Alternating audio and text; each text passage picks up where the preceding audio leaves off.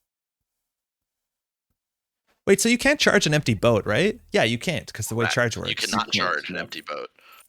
Install, getting your tranquility credits, gaining 2, so aunthemod's on 6 credits. Stargate is definitely wide open here.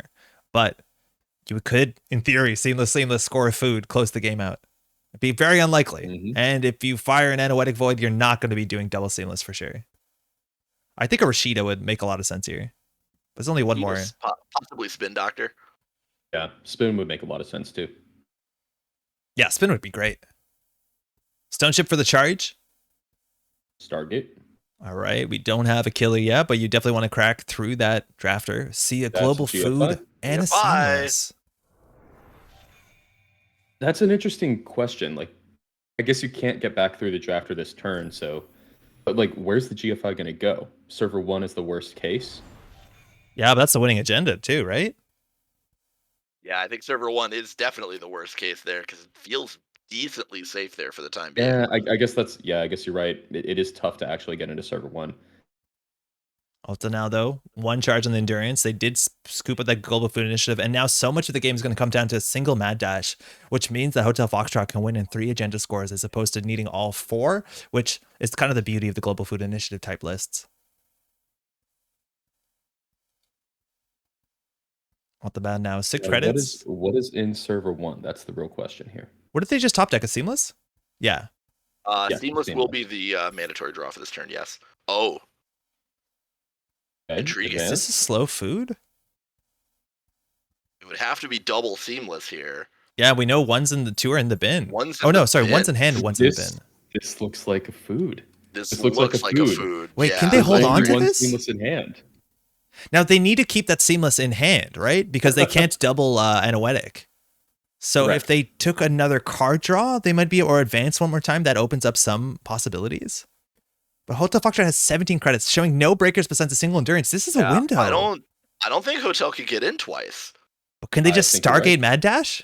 Well, and actually, can Hotel Foxtrot even get in once? There's only one boat counter. Yeah, there's no. only one boat. No, they can't. No, you surely can't. Uh-oh. I think this is Stargate Mad Dash or bust.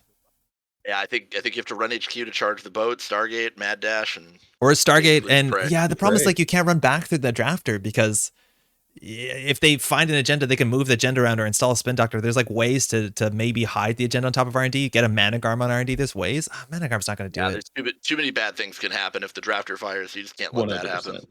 Yeah. Yeah, installing another ice would do it. I think Hotel Foxtrot's immediate reaction, well, that says a lot here. There's also a chance that this isn't the food. Maybe you're going to play like it's a food to see if Hotel Foxtrot really overextends. You'd hope it's the food, but there's only one more in the whole list. The danger of not playing self-modifying code is you just get gear checked. Yeah. And we, Depths is good, but you got to be able to get through ice first. Mm-hmm. Yeah, someone in chat points out another boat in hand is actually a valid line. oh, totally. That would Given do the it, amount of yes. money. Yeah. Yeah, I don't know if you can do the remote, but it allows you to do the Stargate stuff. Also, Simulchip Stargate is Yeah. technically sometimes a play, but I think the issue is the breaking. Target fire. Yeah. Yeah, I don't know if you can get in there as this hotel, and I think they might be correct. Yeah, based on whatever's in hand, it depends entirely on what's in hand. But if the tools to get into server 1 were there, I have to think they would already be happening. I wonder, was getting the Stargate over aggressive? It's draining those endurance counters. It's I don't know. Like, setting up for a turn where you can't just naturally use endurance to break through FC3. And I think It's all in hindsight. Yeah. I think that might be hindsight because the chance of the single global food initiative slipping through is minute. Right? Like if you can lock R&D, they can't win if they can't draw the food. it had to already be there, right? Yeah. It had to already Like be there. I don't know if Which the means Stargate it was is cooking- wrong. It was cooking in the hand for a few turns. I don't think the Stargate was wrong necessarily. I'm just interested in if getting hyperbaric was more right. Yeah, no, I hear you. Yeah. I still think Hyperbaric and the remote So server is a get bit a boat tricky, but counter. okay, we're going I in. think so too. Okay, Stargate. I think I'm with you, Andre. A mad dash here is the game. If you see an agenda, there is Oh, a there is a is an luminal. agenda. Do you have the It's mad dash? in hand. Oh my my god! Oh no! Oh, you hate to see it. Well, Oh no, we're smoking on that HB pack now.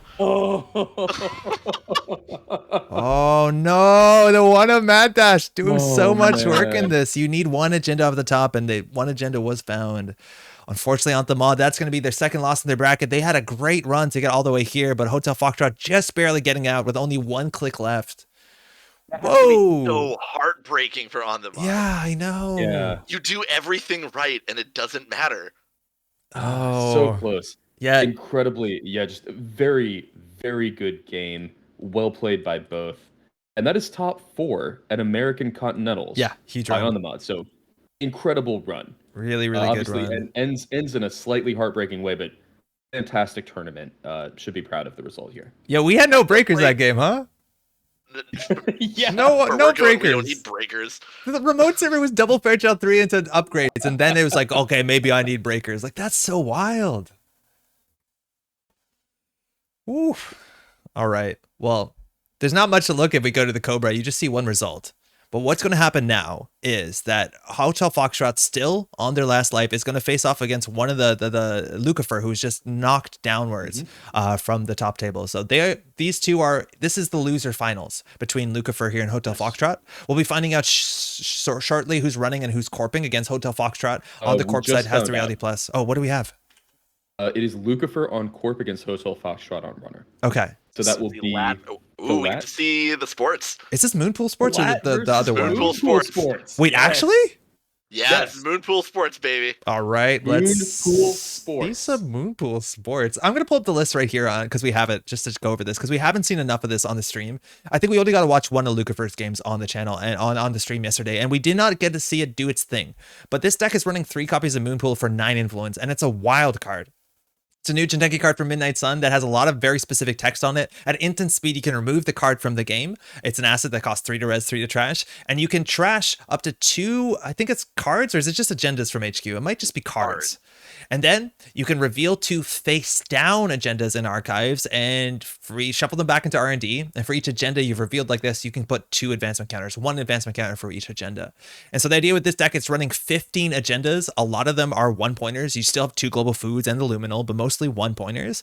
And you can get a lot of card draw. You have fast breaks. Yep. You have the moon pools. You have the Bastir Bogas. So you have a lot of wild fast advance options. And then a lot of interesting ways to interact with the runner, getting a lot of agendas in their score area. We have Giadorno Memorial Field and Meridians too, which kind of help with that and make the fast breaks even faster. It's a weird list. After breaks, we should probably recap this when we get back. There is going to be a quick 20-minute break. Oh, 20 minutes. Okay, cool. 20 minutes. Okay, good. I need more water anyway. Yeah, all right. Okay. If you're watching, we have only a couple games left to go. This is the loser finals coming up, the lower bracket finals. From that, the winner of that will go on to face off against Cahuita, who is still undefeated. Again, Cahuita has to take 1 game, or the opponent from the lower brackets has to win 2. So there's still a lot on the line, but we'll be right back in about 15 minutes, 20 minutes. We'll be back, so don't go anywhere. Hopefully you're having fun watching some Netrunner on a nice old Sunday. Take care. We'll be back.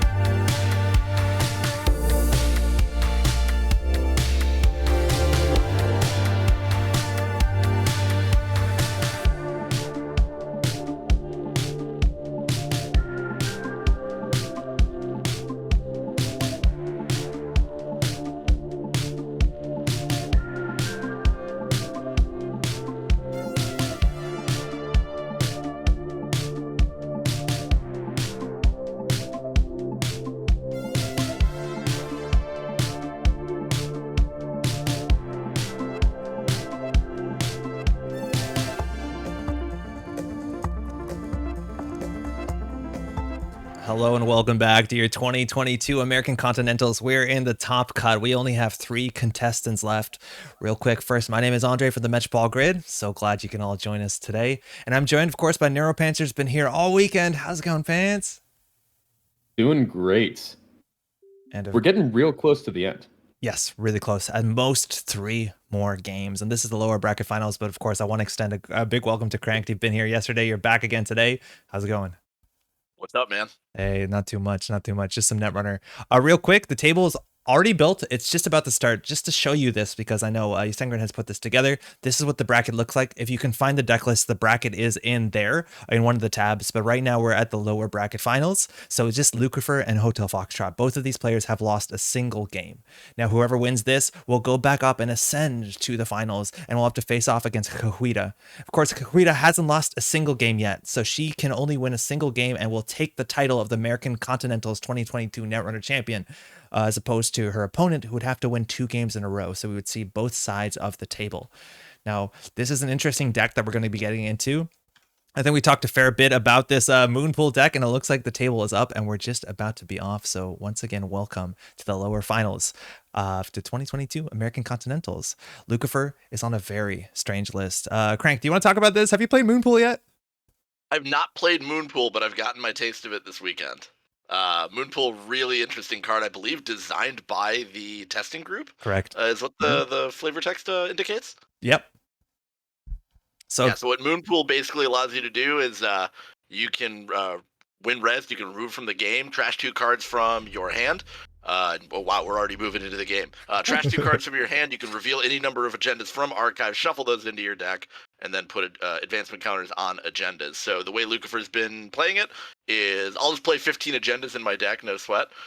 Feed you a few of them, and then reveal some of them with Moonpool, fast advance by agendas. We got fast breaks, we got Giordano Memorial Field to penalize the runner for stealing too many agendas, but they may not really have that much of a choice.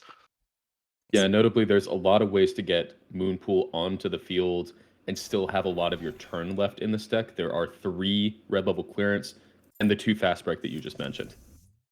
So Foxtrot is playing the lat list you've seen all weekend. You saw it 8-pack. I think the one difference is there's a single deep dive copy, so we're on 46 cards.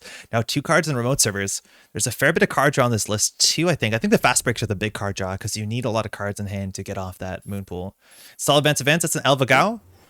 I don't think we're going to get a D-res here. Nothing really of value. We've been seeing those spin doctors get flipped over, but that's largely the most you can ask for. Would be a big flex to D-res the Tranquility Grid. Oh, yeah. Assert dominance.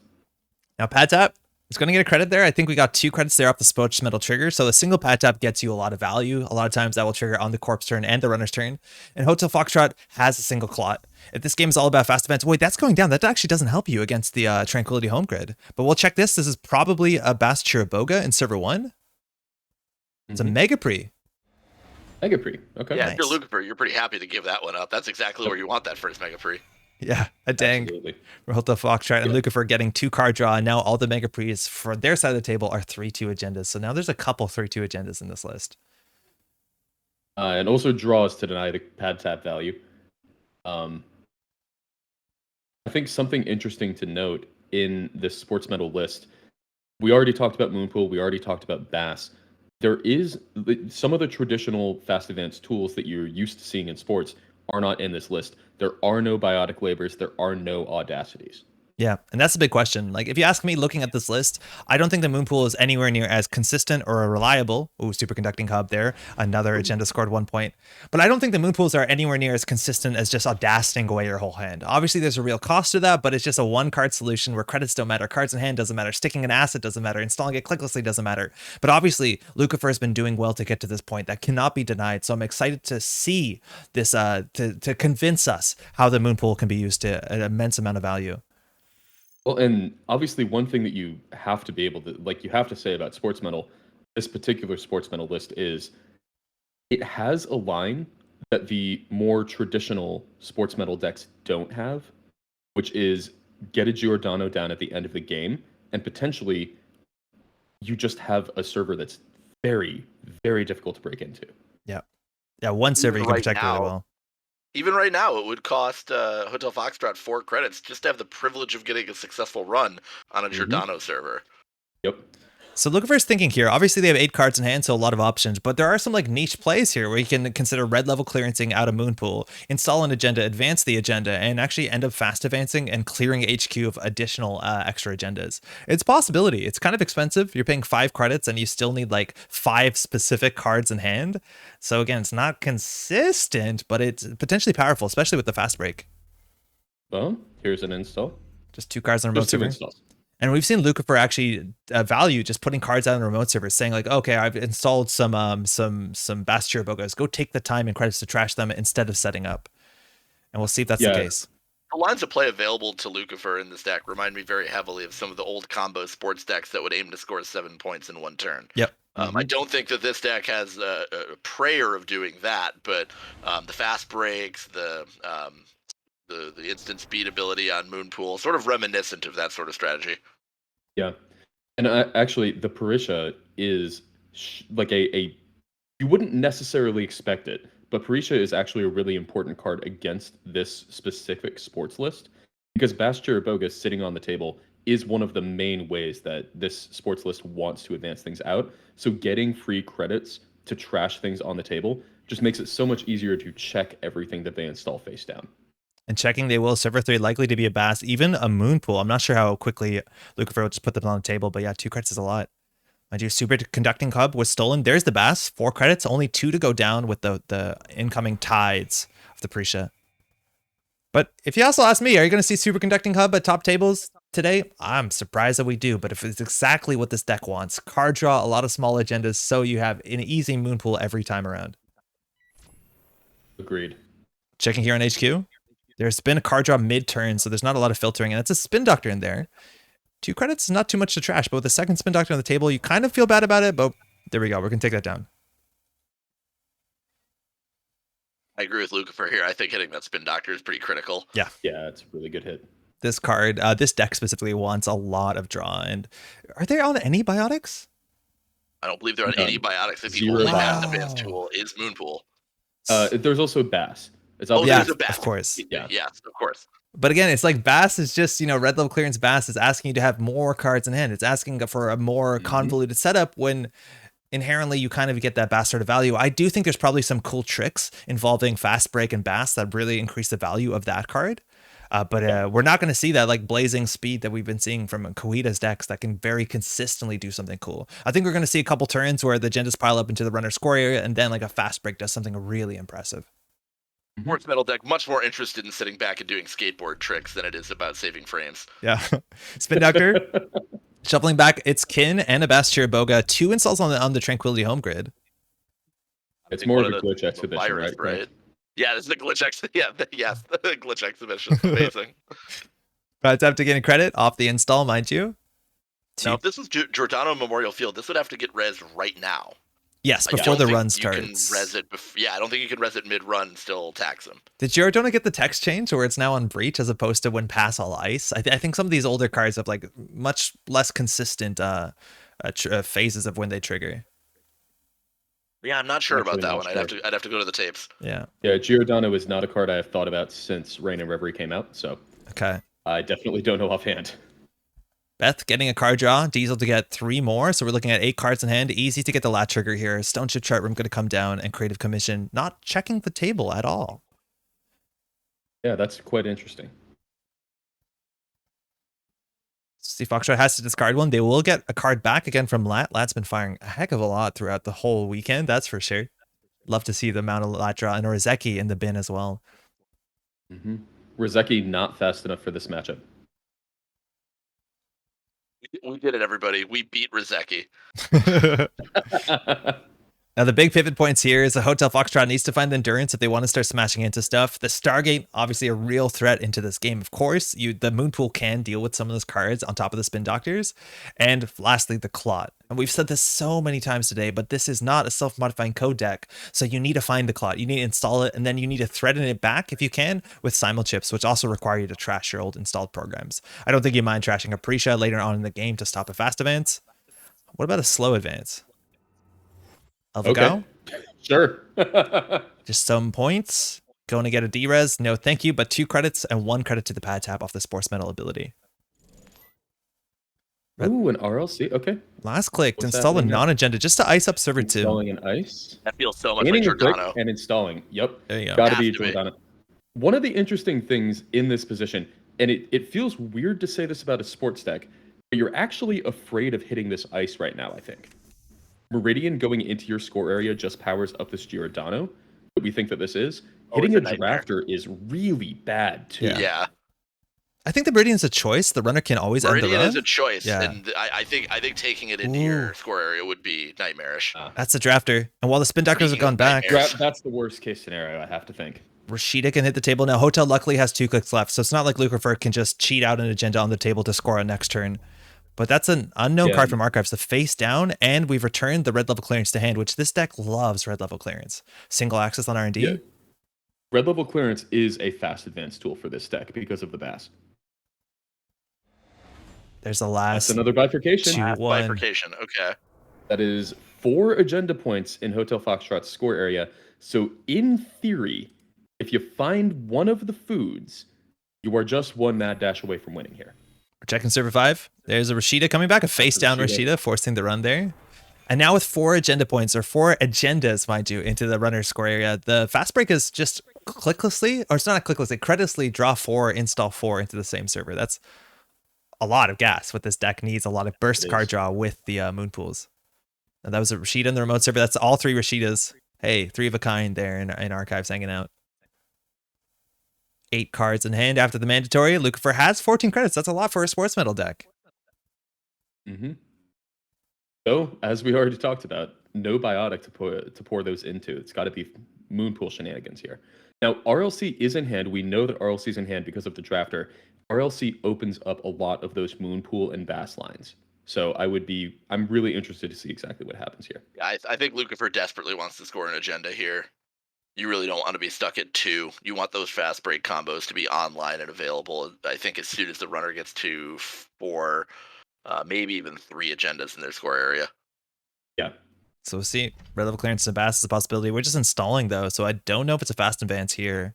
Tranquility got 2 credits. Red level clearance though, you could get that in Moonpool here. So with the Moonpool, if that's installed clicklessly, you have a chance to fast advance from hand, but it's going to cost you a lot of your hand as well, putting them back into R&D behind the drafter. Is it a Bass? Could just be a Bass. Feels like it. Advance. This feels like Moonpool. It has to be Moonpool now, yeah. Yeah, There you it's go. Moonpool then. Yep. So Does this mean only 1 agenda in HQ? Yep, 1 agenda.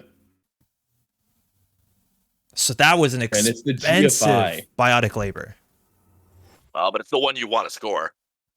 It's a Mega Pre. That's so good. Yeah, too. This is best case scenario for Lukifer. I think you really want to. Obviously, that seems like a dumb thing to say out loud, but yeah, you want to be at 4 instead of 3.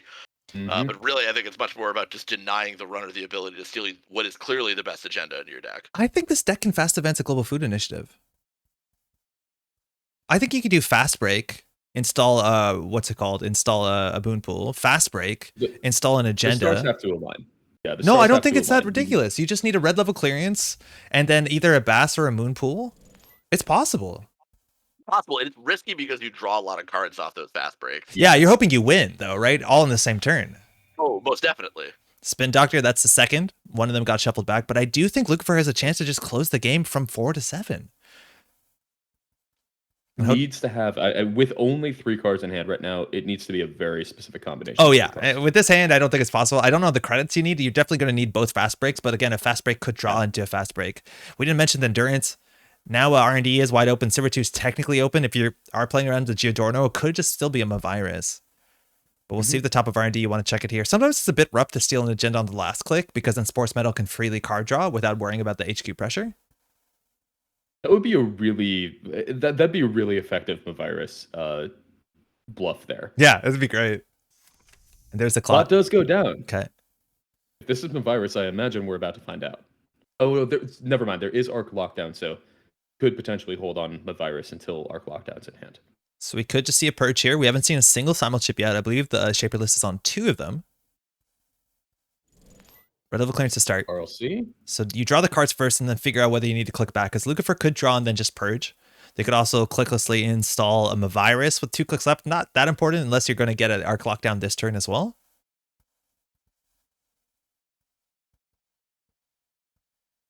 Let's see what we think about here. Again, the clot does stop any agenda from being scored the turn that it's installed, which stops the Bastirabogas, it stops the red pools, it stops or moon pools, it stops any of the fast break nonsense. Unless you can fast break and also, no, you can fast break through the clot a lot of times, right? Because you can install multiple cards in the same server. So if you install an agenda with a virus, you actually can break the clot surprisingly quickly. Whoa, this is interesting. I want to know what this deck is capable of because like the upper limit, like I think the lower consistent limit is like probably a fair bit behind Biotic and Audacity, but I think the upper limit is like potentially nonsense strong. Yeah. Also, it's the distinct advantage of not really running into the problem that a lot of these rogue brews do in the cut is I don't really think this deck loses a whole lot by virtue of your opponent knowing what cards are in it. I don't know, the lines of play don't really change. I mean, the tricks are not tricks in the like a trap sense of the word. Yeah, I think it might be hard for Hotel maybe if they're not familiar with this archetype to understand what's possible because there's a lot of cards that interact together in non-intuitive ways. I think Moonpool is a big contributor to that. Well, Sportsmetal going the slow advance route. And Stargate. It looks like. This could be the winning run, mind you. You could just find the 3-2 or the food into Mad Dash, and that could be it. We only know there's one more Spin Doctor. A Moonpool could save this. Yeah, it has to be either one of the two foods or the one Luminal. Those are the only 2-point agendas. There's a Global Food Initiative. There's a Global Food. A Mad Dash here is hoping there's no Spin Doctor, hoping there's no Moonpool, but that could be the whole game. Okay. Just a run. Just a run. Just a normal run. This does still put lukifer in a pretty tough position, though. Yeah, your opponent being on 6 is that's the bad times for you. Yep. And we know off the top of the deck we're going to be drawing into a Drafter and a virus. Now, virus is interesting. You know you're going to fast break into it all the time. Again, you do have to res it for 3 more credits. But now the fast break is actually a credit card. You gain a credit every time you draw 5. Oh, Moonpool apparently does not say. Oh, it's fast down. Cards, Yeah, of course. Down ones. Yeah, right. So many words on this card. There's a lot of words on the card. Yeah. Yeah, so it had to be the Spin Doctor there, which is super unlikely. Yeah. Now, the Sportsmetal draw obviously does, starting in the turn with 7 in hand. So some lines are open here. Yeah. There is theoretically an agenda or a Bass in server 2. Lukifer is going to trust in the harder cards. We're just fast breaking. Fast break? Yep. Fast break. Here we go. Love it. This is what we saw Lukifer do yesterday. Yep. And it worked. So yeah. Gain a credit, draw 5 cards, they can install. All these cards have to be in the same server. So this is where you get down a Bass. You get down. Need a minute here. Yeah. You definitely need to install the Mavirus this turn if you're trying to win, because with an R&D with only a single drafter and a Stargate, you know the game is going to be over in a turn or two. There's no way you can keep out that boat from R&D. They run HQ. They can run through any 2 ice in your deck. So Lukifer's into the tank. So let's talk through the lines, right? So they have 12 credits. They can install a Mavirus and a Moonpool. They'll probably have enough Moonpool cards in hand. Then they still have 2 clicks left. They could red level clearance down, and they could get down hopefully actually, so with the fast break, I think you install Agenda. Then you red level clearance down either a Bass Chiriboga to get extra clicks, clicklessly. You can then red level clearance down another Bass Chiriboga to get extra clicks. And then I think you can probably install another Moonpool or advance. You can score out a food. You just need to find the one food. I think that's the bigger problem. I think you would need double moon. I think you would need 2 Moonpools and a Mavirus to score the 5-3. He has the Mavirus. He did just draw it. Oh, did I miss that off the Stargate? Okay, so we're good there. Oh, So yeah, I think you need double Moonpool. And the problem is you would also need 4 agendas in hand to pitch to these Moonpools. Yes. That would do it. And part. Also, but Bass, I think Bass is easier, right? Because you red level clearance a Bass for 2 clicks. Bass would be easier. It's more money. Yeah. Well, it's advancements are money. It's still 3 credits, but the issue is all the money here. I think if the money is going to be a problem, maybe we can red level clearance once or twice for a free credit, because you also still have to res them of Iris, and that makes this a fair bit more expensive. But although, yeah, because you can't, if you're going to install them a virus off the fast break, you cannot install it in server 2, assuming that I'm making the assumption that we already have a Moonpool or a Bass prepped in server 2. Yeah, that's my assumption as well. And that's actually hurting Lukifer pretty heavily. That's leaving 2 credits off the board, and those 2 credits might be the difference between life and death here. Cool thing is that there's an agenda in server 2 you can over-install to get a face down in archive, so you can use those agendas with the Moonpool, and you'll get the Tranquility money. That would be a sick line. Yeah, that's dirty. That would be a super sick line. Yeah, lukifer has some options here. So they can definitely get 14 credits if they install on top of the Tranquility here. With 14 credits, so you can res 2 4s, a 3. No, you can't. You're stuck there. You still need advance 1, so you need a bit more money. Bass is 3 to res, right? So if you res a Bass, a Moonpool, that's 3 6, 7 8 9 on the. You could get there. I think you can get there. Oh, that's 3. I'm thinking it's 4. That's right. Yeah. Cheaper than Bionic. 1 than so less than Bionic. Yeah. I think if you get the second install, if you have second fast break, then I think this is very doable. I feel like second fast break. I'm Oh yeah, you need a lot of run. You need a lot of red levels. But again, so much of this also comes down to the single last food because one was stolen, which is a problem. So you need to find the last food. One was just shuffled back into R&D, but the most we can draw is I think 5 more cards here. You could technically also draw 2 more off the Tranquility, or sorry, 1 more off the Tranquility. I think we desperately need second fast break here. A, for the extra credit because it is credit positive now, but yes. Just to you need to. There's so many cards that Lukifer's going to need in his hand here that you just want to draw half your remaining deck. So if you're wondering what the pause here is, this is the fast break install. So Lukifer is still pending to resolve the entirety of this operation. So they can install 5 cards. They all have to be in the same or in front of the same server. So that's probably just going to be 2 cards tops, something with a virus. Just making sure. I think Lukifer might have it here. They're just making sure the math is there. Let's see. This would be one of the sickest wins to have. Everyone see you in the tank for 5 minutes and then you come up with a perfect fast break line. Yo, I really hope Lukifer can find something here just so we can believe in the Moonpool over all the other more consistent down to the earth. Let's call them that. Possibilities. Lukifer's figuring this out, and again, while time is, I still think we have a fair bit of time in the round. This game is going to be over in one turn, no matter what. Okay, There's we're a lot starting. of time in the round. Also, I believe head judge is in the room, so if there are concerns about slow play, they'll bring them up. Okay, 15 minutes left in the round. So wait, double install, so ice install is install with an ice. That's interesting. This does not feel like a I win line. This feels like a I'm gonna knock the top of my deck and pray line. You might as well install the ice, even if this is the last turn. It doesn't cost you anything. Yeah, It does give you style points to have the ice. You're right. 2 clicks left. That might be all their installations. They could also get them a virus on top of that if they're scoring out this turn. That could just be them a virus, but I think if that's only them a virus, they're not scoring out too much this turn. The other option, can you score out 2 agendas? Is that a possibility too? Oh, there you go. Also a line where if you don't think you have it, I wonder if there's also a line where you just set up a Giordano server. I guess you kind of already have one in server 2, but yeah, you need it on R&D. Whoa, okay. Install in server. So that's an actual click. So Tranquility's going to trigger, and apparently there is enough upgrades in there. Trash. Wait, what's in the remote server? Is that a Giordano? Wait, how many upgrades are possible? If we have red level, you can red level to install card click. You have Moonpool and Bass. That'll get you, I think, 3, maybe 4 advancements. I'm not sure. Someone fact check me. What does Moonpool and Bass give you? 2 advancements and 2 clicks, or 1 extra click. I mean, yeah. We have a lot of cards on the table, so Bass can't be triggered anymore. Is the issue? Yeah. No. So that's the end of the turn. Okay. So did not have it this turn, but potentially 2. Yeah. So Stargate really is the game here. But there's a Spin Doctor. There has to be a Spin Doctor at the table, right? Yeah, I think Spin Doctor has to be in play here.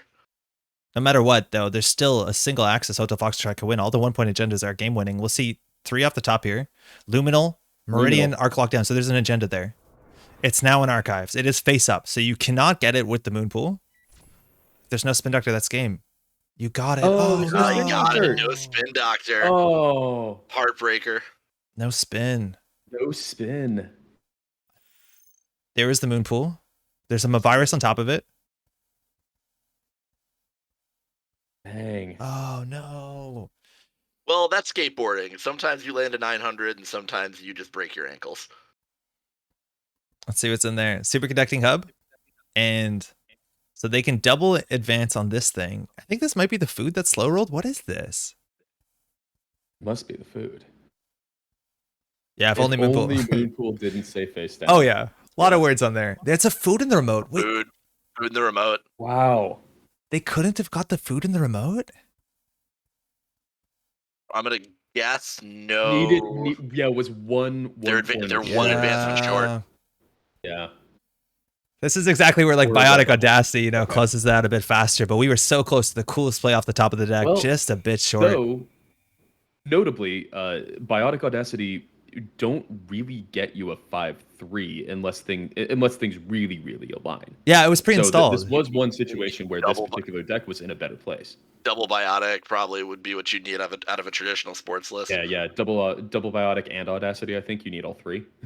Well, really well played from Luca for bringing such an interesting deck and obviously winning a lot of games to get to this point. So, very top well done. three. And now we are Third. on to, I wonder if there's going to be a bit of a break before this. We're going to find it real soon, but we are on to our finals.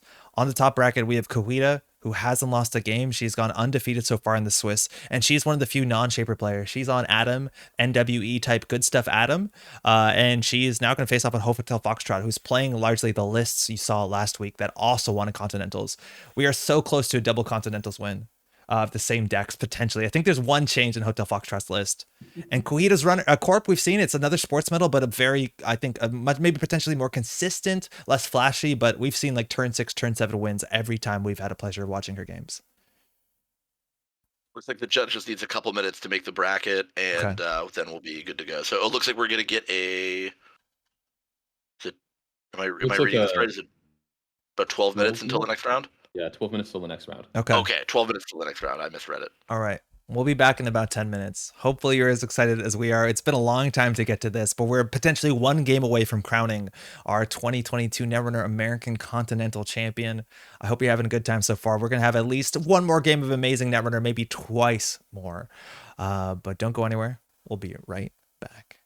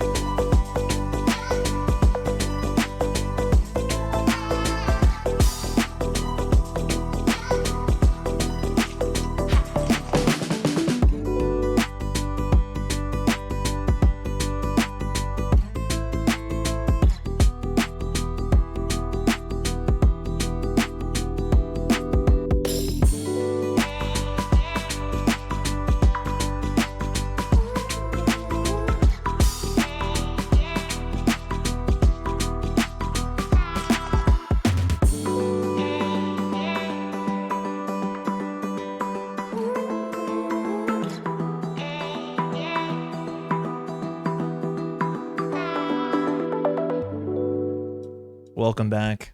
We're just about to start the 2022 American Continentals Finals. In fact, the game is just up.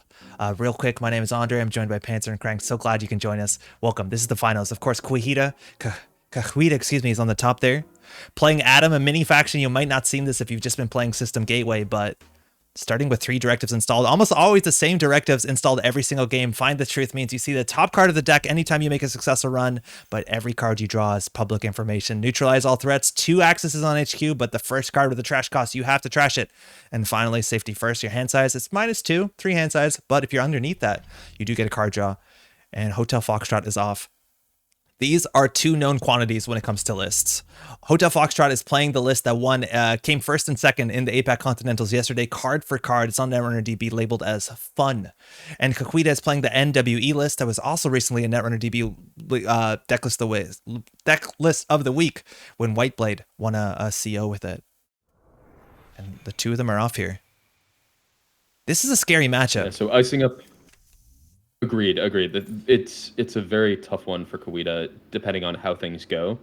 One of the things that we saw the last time we saw Adam against this Prison R plus list was Drago hit the table very early. Advance, Drago trash Find the Truth. And Find the Truth is one of the key cards in this matchup against a deck that really wants to put ice on R&D, make it annoying to get through, and only has 6 agendas to begin with. So you don't want to run R&D and spend a bunch of money just for random single accesses. Cahuita setting up, and that's the sort of issue if you're the runner that says start with 3 resources. Here, this could be Drago on the table into All-Seeing Eye, and that's kind of it. But it's a Rashida, a Spin Doctor. There's only so many cards to put in the remote server in this deck. Most of them are just Drago over and over again, and then 6 agendas. I think you have 1 NGO front in there as well. But Cahuita's setting up, and I think we saw this too. I think we saw Janktivist playing into this matchup, and all of it was get down 3 orbs, get down the endurance. Mind you, Cahuita isn't on endurance, she's playing, as we see here, the real Adam console. But if you can just out money this corp, it's hard for them to keep you out of servers. This is going to be a long game.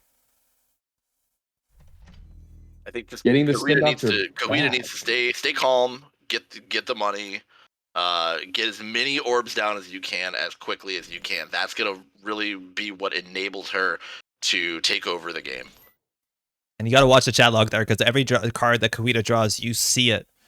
Just a brain chip coming up. I think a sure gamble was drawn, but we're going to play Emergent Creativity, a double that allows you to discard a card from hand. So now a paperclip is in the bin, and at the same time, install now for 1 credits and a gold from the deck. An expensive breaker to use potentially, but allows you to get through anything. Once per turn, you can make an ice you're encountering into a code gate. This also deals really well with Mausolus. It's one of the best ways to deal with Mausolus. Just going to bring that up. Yeah, a lot of decks are struggling to break Mausolus. If you're an Anarch, you can just forget about it. But Angolo is probably one of the better cards in the game at dealing with that ice. And you might be confused here. Why is nobody making runs? Why is nobody being aggressive? And so much of this game is about the mid to late game. It's surviving the onslaught that Drago can deliver from standing there in server 1 behind 2 ice. Now this Archives run, it's going to force a Spin Doctor, and Cahuita's going to see the top of the deck. If she has a Mad Dash in hand and sees an agenda on R&D, she can just go in. She knows that Angolo's going to get through anything. And again, if you can Mad Dash. Absolutely critical card in this matchup. Hotel Foxtrot on 6 3-pointers, so Cahuita does not want to steal 3 of those. You desperately want to steal just 2 of them to win the game. And yeah, notably on 2 Mad Dash, so you can afford to fire 1 and have it get Spin Doctored, have it fail. Obviously, you'd rather connect with the first one just so you know what happens. And here we go. This is the first big threat. It's been a bunch of card draw. I think we've gone through 2 Spin Doctors and a Rashida. And a card in server 1 means Advance Drago to All-Seeing Eye will make Adam into the most neutral, boring runner you could think. 25 influence to spend on every other faction. So let's see if she wants to charge here. With an Angola, you could. With 2 clicks left, it's a bit hard to get through all the fun houses and still have a click left to remove the tag. And I don't think this Adam list is running the sort of tech we saw some of the other ones. No, I don't think there's any no free lunches. I don't think there's no one homes. I'm not even sure that it's a Citadel Sanctuary. Like there is a Citadel Sanctuary. There's a Citadel and nothing. Thank you. Perfect. Yeah, Citadel, a good card for making runs on your turn, but when Drago enters the field, Citadel's next to useless.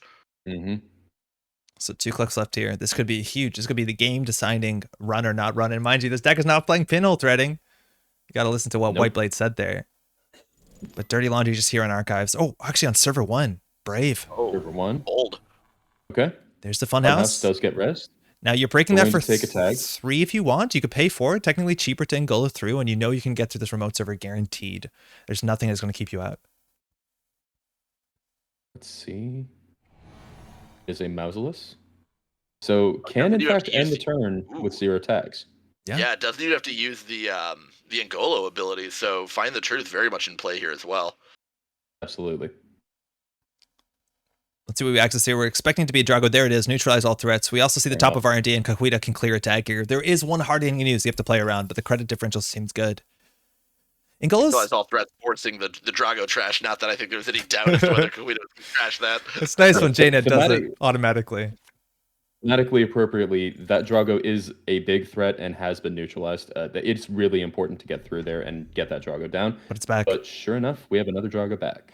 Archive Just trying memories. to tax these credits out. Do you think hard hitting is in hand? Does the signal wants to get that credit differential farther down? I think so. Well, the only single Rozeki and no pad taps or a daily cast, right? Like Cahuita cannot afford to continue to do this.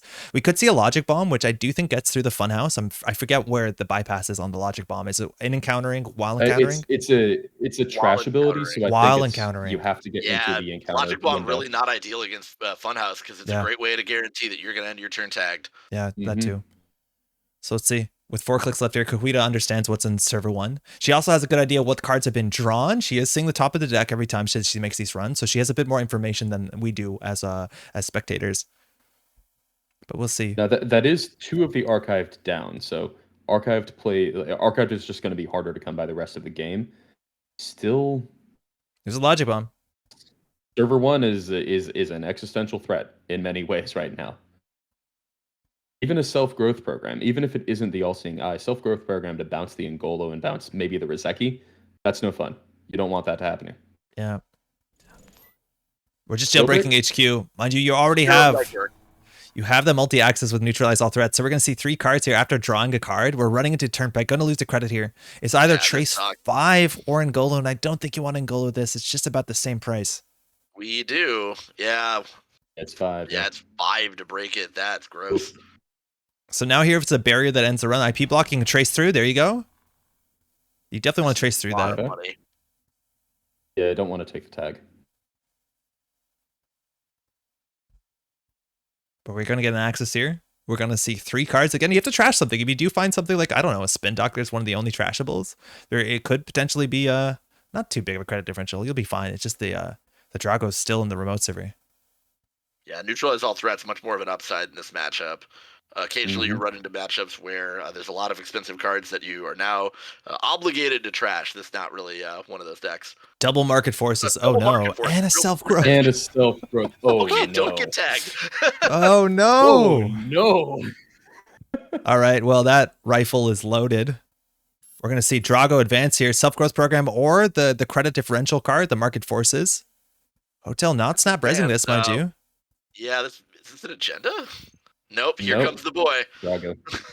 Now, first tag of turn, mind you, Reality Plus is either 2 cards or 2 credits. So this makes the Drago a lot easier to sustain. That's that value. Yeah. And the self-growth are going to return the Angolo to hand and the Rozeki. There goes your rig. Hate to see it. But at least you kept your directives. I think now the problem is the Drago does not trash itself. This is an ongoing threat. So if Cahuita cannot deal with this, you're going to see advance into self-growth program, or sorry, into market forces if you don't clear the tag. Now that's a huge swing of credits. On top of that, eventually advance, you're going to start taking down the directives. Find the Truth is the one that you're, I think, most worried about, depending on what HQ looks like, just because it's so good with the Mad Dash, and Mad Dash is really important in this matchup. And this is a huge turning point, because I don't know if Cahuita can continue to contest this. And if you float a lot of tags, you're going to get market force down to the bottom of the barrel. And then you run looking more and more like an overextension. Yeah, the HQ run was very aggressive, and unfortunately, I think is getting punished right now. Now we'll see. Again, we've seen Hotel Foxtrot play this deck throughout all of yesterday and today. And while the deck is obviously incredibly powerful, sometimes it does struggle a bit to close the game out, just because it does inherently have a lack of ways to end the run on the remote server. While you can get someone down to no credits with the market forces, things like Logic Bomb, stuff like that makes the remote server potentially something you can actually approach. We're going to clear the tag, though, and reinstall our orb. So conceding that a market forces can happen next turn and potentially the turn after, but just continuing to set up. Money matters so much in this matchup. We have another Drago trigger here if Hotel wants it. It does give the pad tap credit. Cahuita has this Rozeki and the pad tap, which basically gives you the money back to clear the Drago. But we'll see what the tag punishment is here. Market Forces is going to be a 3 credit loss for Cahuita, 3 credits gained for Foxtrot. And on top of that, like a card that's been really impactful is that subliminal messaging. That just keeps coming back. If you spend your whole turn on Drago and punishment, this gives you a credit a turn. Definitely helps a lot when you're not doing much else on your turns. And there it is. Market Forces. Cahuita down to 4. Going to be up on 5 after the Rozeki and probably still wants to clear the tag. Yeah, so a second market forces can come out next turn if that seems to be the best play to Hotel Foxtrot. I think Hotel Foxtrot could also consider starting to trash directives the hard way. Yep. Yeah, I think trashing Find the Truth is probably a pretty good play. So much of Adam's game is predicated on having that Find the Truth installed, and once it leaves the leaving the board, tag though. Oh, leaving the tag opens up market forces for 6. Oh, this is the screws getting turned tighter, I think. You're going to regret this, I reckon. That's a 6 credit swing, and not only is that good money for Hotel Foxtrot, so they can start considering it jamming to the agenda, jamming into their remote server. No, nothing like a casual 12 credit swing. Yeah, we'll see if you even have to hit. I do think you still want a Drago here. You could consider, just letting the pad tap go through, and there's a market forces. You can't continue to take on more tags because with the amount of archive memories, and I think we've seen 2 so far, those market forces will just always force you down to 0 credits. Yeah, there's 1 more archived memories, and then there are 2 spin doctors that have not been fired yet. So market forces can get played a lot in a single game. Cahuita now. Record APAC was what, 7? Yeah, we said 7. I think that's right. Yeah, it was hard to watch. Truly dark times. The 6th market forces is good, but it's the 7th one that really seals the game.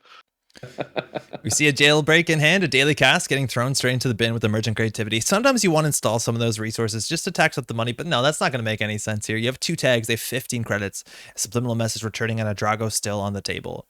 And a big reason why now these tags, this econ denial, this return cards to hand denial becomes a bigger issue on top of that is the agenda suite in this deck is very hard to interact with.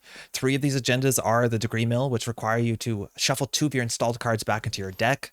And then there's 3 Bolognas, which is a 5 credit steal if you don't have money because you just got market forced again for a 12 credit swing. Take that account siphon. It is also worth noting that this game and all Grand Finals games are untimed. So no Mobying. Mobying is not an available line of play here for either player. Yeah, if you're gonna get the R+ deck out on time, it has to be out of cards in deck. Now, Cahuita does have some lines here. The Find the Truth has stayed alive. So if you do run archives and you see on top of R&D specifically degree mill, you can install the jailbreak, install the logic bomb and go.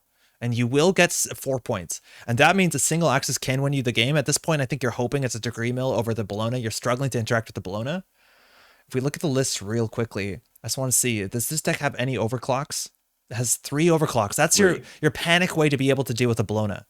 So the issue is ice. And we have 1 boomerang and 3 logic bomb. I think we have 1 logic bomb still in hand, but Cahuita's going to take her time to think this out. Hotel Foxtrot still has 1 click left. And there goes the Find the Truth. So that line off the top of R&D.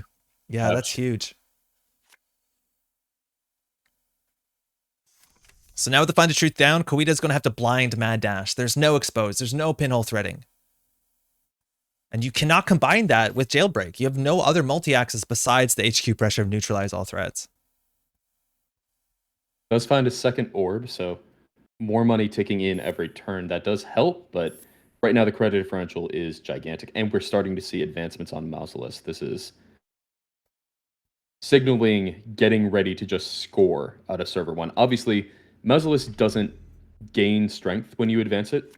It does mean that you actually have to break the subroutines, though, so Ngolo would have to come back down to challenge anything in server 1 once this 3rd advancement goes in. Yeah, that's one way to exploit this R+ deck is there's borderline no hard stop ice. The only way to really get one is triple advance your Mausolus. So that we've seen runners take advantage of this earlier on in the weekend. Cahuita drawing up a bit, getting some credits. 1 click left with 6 credits. She seems a bit aggressive. She likes those accesses, the jailbreaks. But again, yeah, now some of the end runs are real. IP block also. If you have a tag, it is going to be an end run. There is a paperclip in the bin. You're going to have to get through that for 7 credits after the install. And throwing out a logic bomb. What's in hand? Discarding a logic bomb. I think we know the Angolo is still in hand. Yeah? You definitely can't throw that out. But I think there's a what are those chance other you two can. cards? Pat Tap finally getting trashed. I did give a fair bit of money to Cahuita for very little effort. Hotel Foxtrot finally getting tired. Subliminal messaging. Again, this has been played almost every single turn this game, and a second ice into a hard end to run now on the mouseless. Hotel Foxtrot probably looking to transition here into a score, but I'd be scared of the logic bombs. Hopefully they've been keeping track of what's been drawn off of the, well, now it's gone, but the existing Find the Truth. Yeah, part of why trying to transition over to score might be running out of obvious things to do with Drago. I mean, you have played 2 market forces, you have played a self-growth program, you have 3 archive memories already in the bin. It really feels like another, maybe an IP block on the outside of server 1, and you just want to start getting agendas in the score area. Yeah. You want the Bolognas. I think that's the thing you're feeling the best of in server 1. Obviously, Absolutely. the overclocks might be somewhere. We're just jailbreaking Ooh. HQ. There's a jailbreak. And the only agenda you can interact with here, I believe, is the degree mills. So you're really hoping. It's been a couple turns. Spin doctors have been a while away, so there might actually be something in hand if they're you know, the corp is clearly trying to build a remote server, so there's probably something in there. Drawing 2 cards means they're definitely filtering, but that could also be technically a downside if you draw into even more agendas here. Could be. Now, there is a paperclip, so paperclip can, in fact, come in and break the IP block. That is almost all of the credits on Cahuita's side, though. Yeah, so Bologna is totally safe here, so you need the degree mill. 100%.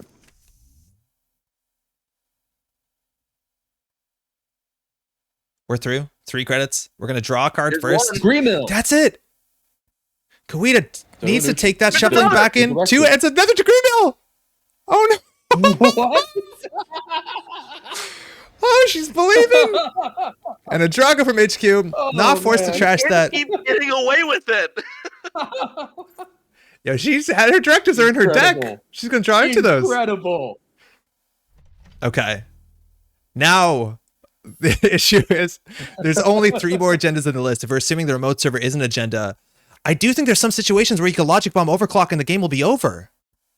Yeah. Logic bomb overclock, you got this. Please. This is twice that we've seen Cahuita snatch potential victory from the jaws of defeat. I believe Cahuita also got her board wiped by an infinite. That's correct, yeah. Oh no, Bologna though. Luckily, the hand size is now back up to 5. We've seen so many atoms being reverted to their non-Bioroid versions, directives aside. Cahuita just drawing up. Again, it's all about that overclock. There's more Bolognas left in the list than the degree mill. At this point, I don't know if you can consider shaking the tags, but keeping a tag means that backroom machinations means Hotel doesn't have to score out all the agendas. Neutralize all threat coming down. Obviously, that is a resource. Finding that back. Yeah. That's the one you want. Yeah, unfortunately, did shuffle back the paperclip. So we'll need to find paperclip to get back into HQ. Wait, why is Cahuita discarding? Her hand size is 11. That is a great question. I think I might not realize that the hand size is 11. Yeah, they should not be doing that. Yeah. Yeah. Brain chips online. It came down turn 1. We totally forgot about this. Yeah, Sangrin. Gonna get that call there. Probably gonna return those cards. Yeah, your hand size 11. You don't have to throw out those cards. Not that they're most important, but obviously more cards, more options. You like that. And Career Fair is interesting. Allows you to put down like clicklessly or creditlessly, not clicklessly, creditlessly, probably a daily cast or something, just so you have more things to degree mill away. Yeah. But yeah, I think she probably plays the way I do, where I manually fix my hand. I don't go to end turn and then force JNet forces you down to hand size. That's a telltale sign of folks who've been playing on JNet forever, back before the interface forced you to do that. Yeah. All right, Hotel still has 2 credits, 2 clicks left. The first click was used to trash to neutralize all threats. 14 credits though. At this point, they're probably a bit scared to jump into the remote server. If we're looking for ways to deal with ice cheaply, the logic bomb, one of them's in the bin. We're looking at 1 boomerang, 2 more logic bombs, and of course the Ngolo, but it's Ngolo plus money. And backroom, we're on game point.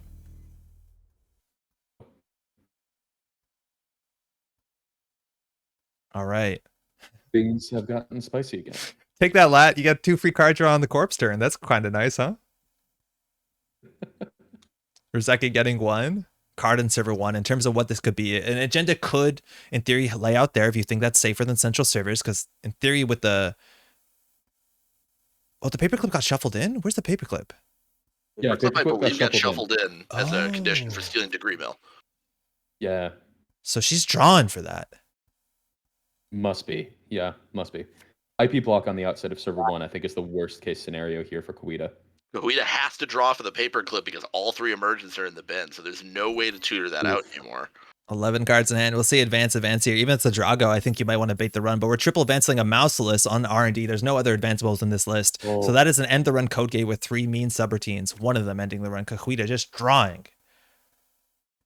Power Click. draw. 3 draw. Dirty and laundry one on dirty. archives. You're going to see the final self-growth. You're going to turn off the subliminal messaging. That's a nice little side to that. But Yeah. 2 self-growths are out. 2 market forces are out. 2 archive memories. 3 archive memories are out. So there's not that much punishment that can happen for tags. And now discarding, but needs to discard, so that's good. MK Ultra is in the bin. MK Ultra doesn't really break anything relevant in this matchup, though. Yeah, it's just the turnpikes at the Uni Sentry, and you can go through that. At this point, you're committing to holding tags. You just run through turnpike. Yep. Yeah, there are some cases where Hotel can use that card draw to hopefully hide the agendas. I wonder when they drew on the last run on HQ, whether they drew into more agendas or fewer. Server 2 Spin Doctor to start. Spin Doctor. NAD. Looking for agendas, I have to think. Or potentially 1 other ice to throw on server 1 to just rush out of there after that. Yep, 1 more ice on server 1. Which So the end of runs right now would be the IP block, which you can get through with the paperclip. With the tags, it's a bit harder. You also have the Endless Eula. Oh, we're just going to empty the Liberated. That's good money. Up to 23 credits. Yeah. There is 1 more Market Forces that would take 6 of those. So now with One more 23 market credits in force, one more Ngolo, archived. with Ngolo and 23 credits, this remote server is not safe. No. No, there's 2. We already know there's 2 code That- gates on it, so you'd probably need exactly double turnpike, or excuse me, double IP block. And even then, Yeah, there's it's double probably IP block. probably a Logic Bomb in hand, probably a Boomerang. Yeah, I don't know. Spin Doctor, we can shuffle back in some of those, but 3 archives out, 2 market forces out, and I don't know if Hotel has time to like Drago up the tag count. Only 10 cards left in R&D. There's still 3 agendas amongst what is it, 16 cards? Yeah. This has suddenly gotten very winnable for Cahuita. And server But we 1, have an install. we're gonna get advance. In advance. That is threatening 2 IP blocks to win the game. But now Foxtrot has done stuff like this where it looks like, oh, they can probably not score an agenda if you can really go ham into it, but this could be the NGO front. That's the beauty of the 1 NGO front and having the open lists. Absolutely could be. And we've Or seen just Hotel another Foxtrot do Drago. that. Yeah, the Drago, Could of also be course. Drago. Right. There are 2 Dragos left. There's 1 NGO left. And 2 face downs, of course. Those could be agendas. Spin Doctor is protecting them. So if you want to try and win off centrals, you want to poke one of those. But Logic Bomb, we're going for the Logic remote Bomb. server, I think. Ngolo. Guessing install Ngolo, hit this liberated account, and just go nuts. Mm-hmm. Now the issue, obviously, if this is not the winning agenda, Boomerang. Boomerang. Boomerang, that'll We're work going too. R&D? That also. Oh. I like this, forcing the Spin Doctor. I think this is an NGO front of the remote, and I think her force read the is Spin Doctor, perfect. yeah. Gutsy. This line of play is nothing if not gutsy. Heart of the cards. Now there's 2 more agendas in the deck. I love that, though. I absolutely love that, though. Oh no. Jailbreak Jailbreak. R&D. Cahuita taking a bet that the remote server is either not where it's at or they can't get it. And if we, of course, know the Mouseless there, we're going to have to Logic Bomb that. We have no clicks left. That's totally fine. Innermost is Boomerang. So 2 separate teams we can get through. We can pay through the Endless Eula, no problem. And we're in. Draw a card C2. Plenty for Cahuita, blood. do you have it? Let's see. Unseen?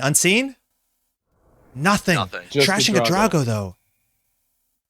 Is this the agenda? This is an NGO. This is a stole read on the level of God. Fox only has 3 Yes. credits. That's perfectly enough to score at, but it's not the agenda. That's the NGO. Yeah, we would be seeing just windmill slam advancements right now if this were the if this were the I win. think this is probably the Drago that Cahuita Yeah. saw turns ago on the jailbreak run that stole 2 degree mills. I think you're right. Okay.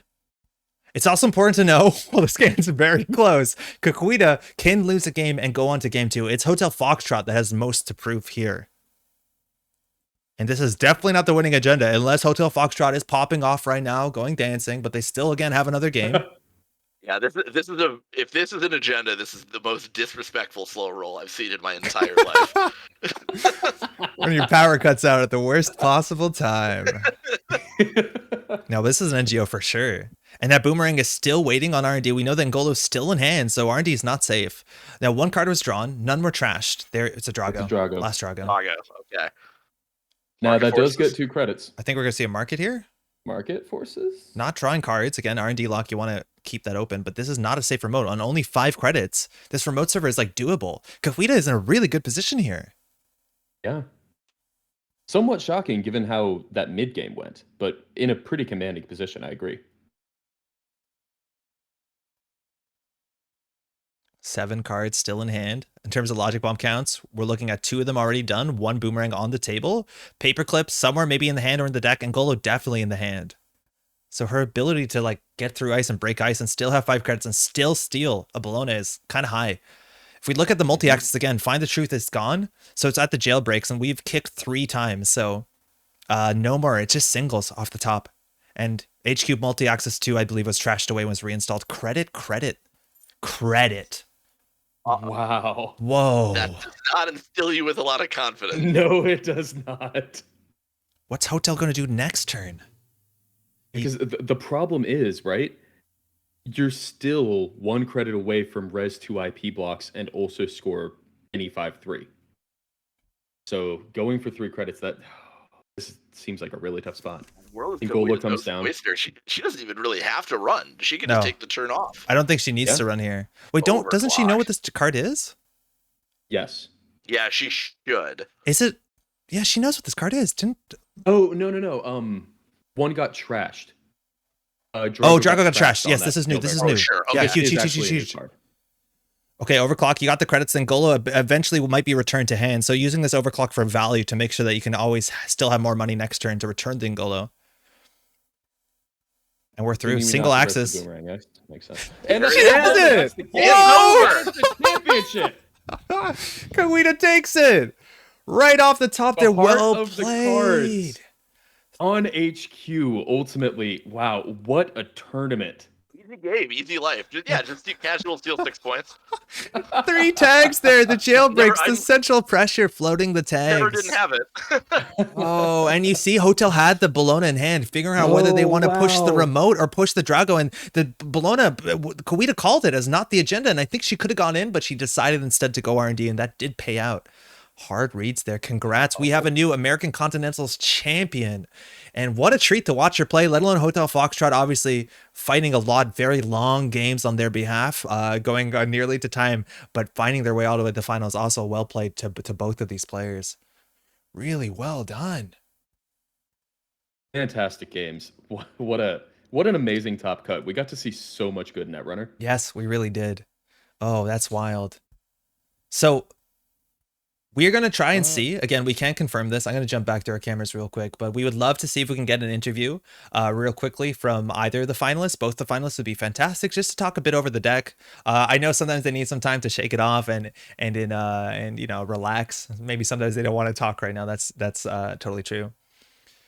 Apparently Hotel's saying in the chat, you can't see it right now, but my first games with these decks were round 1 yesterday. So they just picked these things up from the 8-pack, made 1 card change, and it turns out they're quite good. But luckily for us, we're going to actually have 2 sets of winning decks between 8-pack Continentals and the Continentals today. So that's always good to see. We can't have the boat winning every single Continentals. Adam still doing it, fresh from last year. No Midnight Sun needed. For the land lovers. Any boat haters in the audience, you win today. Yeah.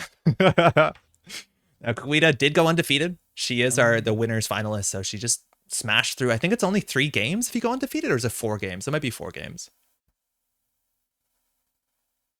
Wild. Okay. I'm just going to pay attention, excuse me, for a bit while we all celebrate here again to our finalists to see if we can get them into commentary. I'm just going to make sure that we're seeing on the Discord. I'm just going to ping to make sure we can get that done. If there's someone from Nisei was watching this, maybe you can answer in Twitch chat whether you can maybe wrangle someone in for an interview. That would be fantastic.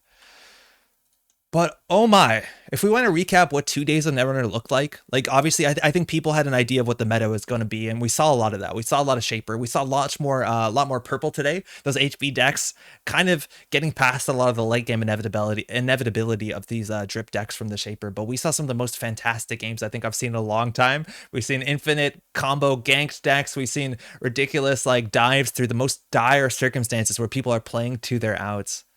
It was absolutely awesome. Okay. Looks like unfortunately Cahuita does not have a working mic, so can't get her in for an interview. But Hotel Foxtrot is available. We're just getting that sorted on Discord. Okay. So should be ready. All right. So yeah, Cahuita's not going to make it, as you just heard, for an interview. But huge respect to all the clean playing today, and we're just going to wait for HFT to drop in. Actually, I think Hotel might be here. Hotel, how's it going? Hi. Hey, yo, huge finish. Congrats on all the games. We had a great time watching you today. How are you feeling right now? That was a wild match. It was a very wild match, and obviously I'm a little choked that I pushed that Drago instead of the Bologna. I had a Bologna in hand and could have done it, but one of those things I figured that she would be able to get in with maybe a couple of logic bombs. Yeah. And so I just I was hoping to bait out the use of some resources there. But no, this has been fantastic. I had no dreams of making it this far. I had no time to practice in the lead up to this. So the first time I played these decks was round 1 yesterday. Whoa. Can you talk a bit about that narrative? Because how was it to pick that up? Yeah, these decks are not the easiest to pilot. I think maybe the lat's a bit more simpler, but this NBN deck is a bit counterintuitive to a lot of other Netrunner you might have played. Yeah, the NBN one definitely has been. It's been a bit tough to get my head around, and I've had over the course of the tournament, there's been a couple of times where I just got steamrolled and learned a couple of things about the deck because of that. But in general, I mean, all credit goes to Saka, who doesn't know me, but I certainly spent a lot of time in the last week watching his streams, and it's basically a play-by-play on how to play these decks, and that's super useful. And so yeah, without having, I think that in part speaks to the sheer power level of the decks that I was able to kind of just pick it up after watching someone play and kind of explaining what they were doing and be somewhat successful. So yeah, I mean, do credit to Sokka and everybody else that worked on these decks. Like that's where the real work went. Well, let me ask you the controversial question: ban Drago, why or why not? Yeah, I mean, here's the thing. I think what we saw this week kind of argues against banning Drago.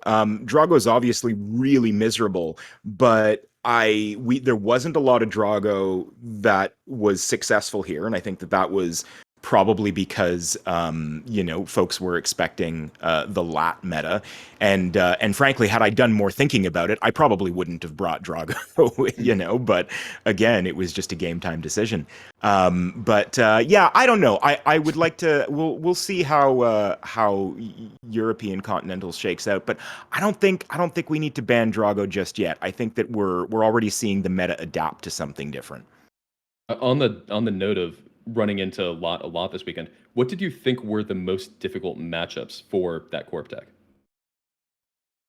For the Reality R Plus deck. Yeah, it was lat for sure. I think I played lat in my first game and got absolutely steamrolled, and it was just the inability to use market forces effectively to keep their credits in check. They install so many things. So degree mill is always a possible steal, and self-growth program doesn't put them a ton behind outside of like maybe bouncing the endurance. But like it's really tough if Lat has the time and space to make a bunch of money. You're kind of just sitting back waiting to lose. So you mentioned, a lot of respect for Sokka and the deck building. I think Bridgman also needs to get a shout out for that Reality Plus deck. But going back to the Lat side, like you took this deck, you respect Sokka and everything is done, but then you made a modification to it. So, you're feeling pretty good about yourself. Exactly one modification to make it my own. I said there's no deep dive in this deck, so I'll add a 46th card and it'll be exactly one deep dive because deep dive is fun. And how was it? Yeah, it was good. Honestly, it was it won me 2 games in Swiss, and there was another game where it was the right play. I saw 8 out of 12 cards in R&D and just happened to whiff. But I'll take those odds, anytime. And yeah, I thought the deep dive was fun. Does it make the deck one card less consistent? Yeah, of course it does. But it was just another one of those things that, like, if I have to abandon the remote, here's another trick. And I will say too, in my last in the last Lat game I played against Sportsmetal there, which was another really tight down to the wire game. If I didn't hit the agenda on Stargate, I had deep dive in hand. So I was fairly confident to be able to close that game even if I whiff on that Stargate. And so I don't know, it's just nice. It's nice to have one little extra win con, that especially in Swiss people weren't really expecting out of that deck. And it did fine work. Cool. What was your favorite? Oh, go ahead, Andre. No, I was just going to ask, in terms of, like, obviously you've picked this up recently, you've played it a fair bit, and I think we see a lot of people playing this deck. It was the most popular, not only identity, but the most popular deck that showed up today. Do you have any tips for people who are going to try this out, either in Euro Africas or just going forward? What have you learned?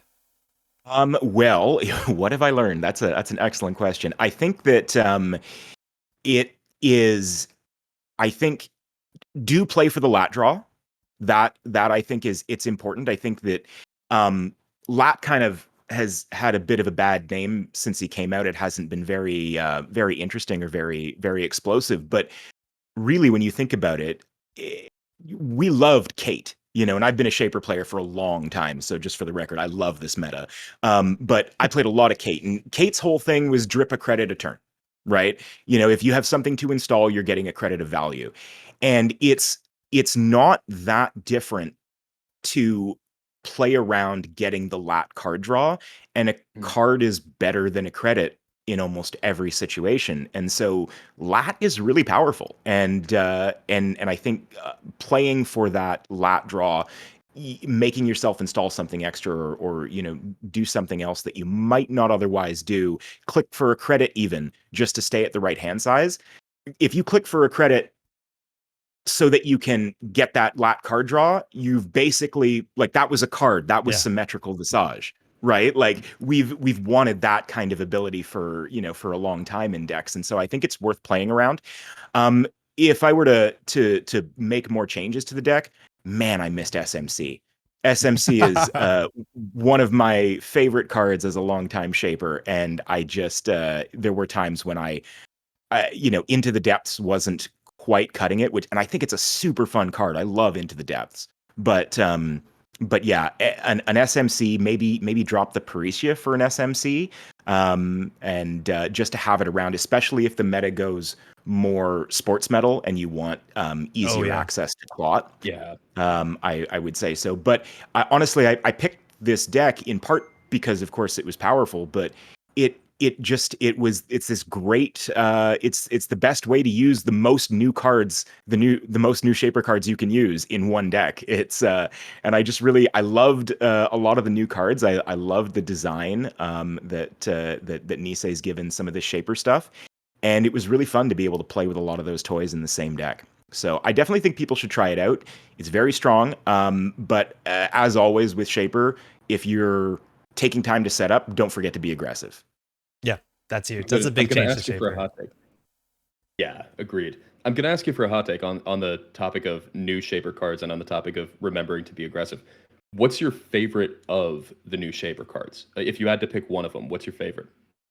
I mean, I'm probably going to be boring and say the boat, but I mean, like it's so good. It's so good, and I think it really fills a hole that Shaper has had for a while, which is this early aggression, right? We've heard Nisei talk a couple of times now over, about the fact that they want to make the games faster, and I think that's cool. I think that's, it's more explosive, it's more interesting, but that means that Shaper for a long time now has needed something to help with that early game aggression, and despite its expense, I think Endurance, it absolutely is that card, but I would probably never play Endurance without playing Rigging Up. That's my pet card. I love that card, especially combined with Endurance and Hyperbaric. Super Do you cool. have like a favorite moment, line, game on the weekend that you wanna bring up? I think that probably that was probably in oh gosh, who was I playing? I was, but it was a corp game in the cut, and I managed to beta run through the server with an NGO, and Oh, that was yeah. We saw that. Yeah. it Yeah, was that was gross. That was disgusting. That stuff is my favorite kind of netrunner, where you can make that play, and you sit there and you do all the math and go, okay, if this works, if they bite, I think I've got it, and when those things line up, it feels pretty cool. So yeah, but I mean, I played a lot of games against a lot of really awesome Netrunner players, and so just thanks to all of my all my opponents for just awesome games, and everybody was a joy to play with. That's awesome. Well, thanks so much for joining us again. Huge congratulations for your finish and all the games we got to watch today. Again, the lower bracket run, it's a high stress run, and some of these decks, like, It is. yeah, you got to focus for a long time. So really well done. Do you have any last shout outs we want to get in there? You know what? I just want to shout out, first of all, Nisei for running a great tournament, making these things happen, organizing people from across different time zones. It's not easy. And so thanks so much for that and keeping this going. And thanks to you folks streaming, because if I'm, not playing, I'm often watching the Nisei streams. And you, Andre, in particular, big fan of Metropole Grid. I catch you every week. And so thanks so much to everybody making Netrunner content, because it really keeps Netrunner fresh in everybody's minds, and that type of content, the stuff you do, the stuff Sengrin does, the stuff that Sokka does, it really helps to keep this game alive. So thanks so much to everybody for all your great work. Hey, my pleasure. Thanks for the kind words. And again, huge congratulations on the absolute phenomenal finish today. Of course. Thank you so much. It feels great. Hey, cheers. Much to celebrate. On that note too, huge shout outs to Cahuita. We can't have her here. She does have a microphone, but I hope she's celebrating on her own. I'd love to pick her mind if we can, to hear a bit about her decisions and how the play has been going and the whole day, because we saw some absolutely fantastic games coming from her side of the table as well. So Agreed. Huge shout out. And on that note, while Continental season is only 2/3 over, that is the end of the American Continentals trail. Again, for everyone who participated today, I know so much of the stream is focused on very few players at the top tables, but a lot of people showed up. A lot of people took their time out on a weekend in the summer to play this game with strangers, with friends, make new memories, enjoy this game, and that has to be commended. All this happens because you're participating in it, so shout outs to you. Same for everyone watching the stream, and of course to Nisei for organizing this event, for getting all this stuff together, the prize support, making sure everything runs smoothly. Huge shout out, a lot of props goes to them. Before we sign out, of course, huge thanks to Neuropanzer, who's been with me all weekend.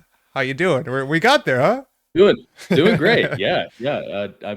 I'm probably going to sleep for like 5 days after this. And after that, I'll wake up and I'll interview some people who played this weekend. Heck yeah, I'm excited to hear that. And of course, Crank, thanks so much for joining us as well. We had some fantastic rounds together on the mic. Hopefully you had a good time. Boy, I can finally exit the boat now. This is great. Yeah, well, mind the step. It's a bit of a steep ramp. And that's going to be it. Thanks so much for tuning in today. Tune in next week again. If you're watching on the twitch.tv/Project Nisei, go hit the follow button and you'll get a notification next week when we go live for the Euro Africas. That will just be in 1 week from now. So you have 1 week to figure out once again how to solve the meta, and I'm going to be really excited to see what that looks like. Take care, y'all. Always be running. See ya.